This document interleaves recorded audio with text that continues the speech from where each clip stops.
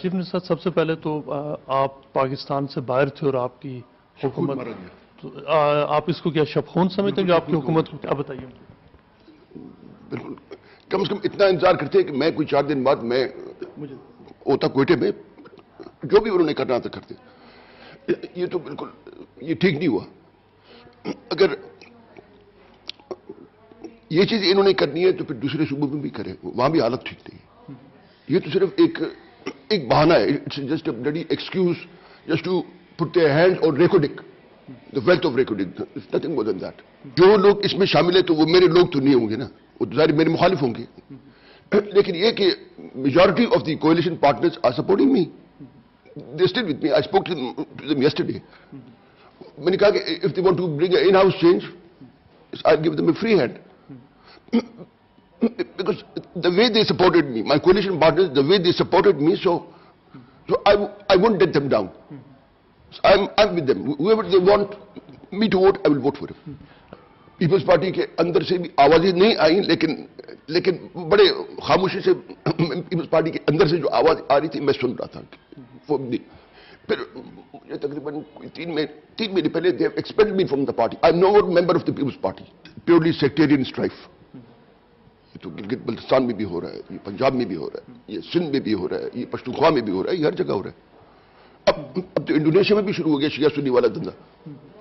یہ تو ساری دنیا میں ہو رہا ہے نا. یہ تو اٹس نتھنگ.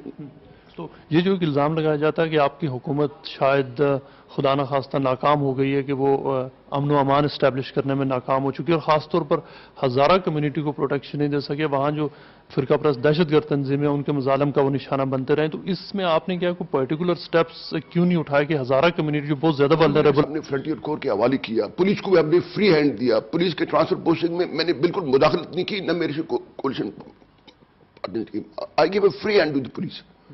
اور جو بھی انسپیکٹر جنرل بھیجا، چیف سیکرٹری بھیجا، جو پولیس آفیسر اسلام آباد نے بھیجے، وی ایکسیپٹڈ دیم. میں نے تو پولیس کو بالکل فری ہینڈ دیا ہوا تھا. اب وہ ان کا کام ہے. اب میں تو کہہ رہا لشکر لے کے میں تو گشت نہیں کر سکتا ہوں. تو اس میں آپ کی حکومت کو برطرف کرنے سے پہلے کیا وزیر اعظم پاکستان یا کسی حکومتی اہلکار نے آپ سے بات کی؟ آپ سے نہیں کیا، نہیں کسی نے بات نہیں کی. آپ سے انہوں نے کسی بارے میں کوئی کنسلٹ مشورہ نہیں کیا؟ نہیں. یہ تو I was mentally prepared for this. اچھا، کتنے عرصے؟ 3 سال سے.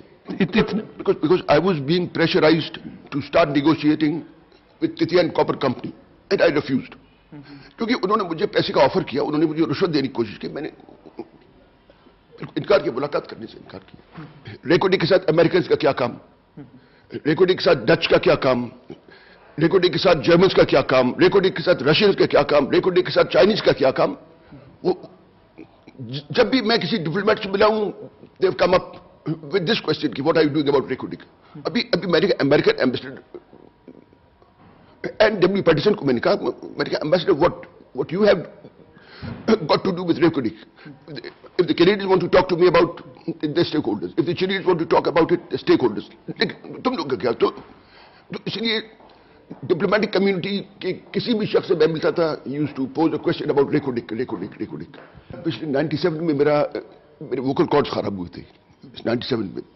تو اس کے بعد میں یہاں یورپ میں تقریباً کوئی اس میں 2001 میں کوئی 4-5 مہینے یہاں رہا، میں نے علاج کرایا. تو ابھی once in a while I come in اس طرح تک میرے ووکل کارڈز کولیپس ہو جاتے تھے.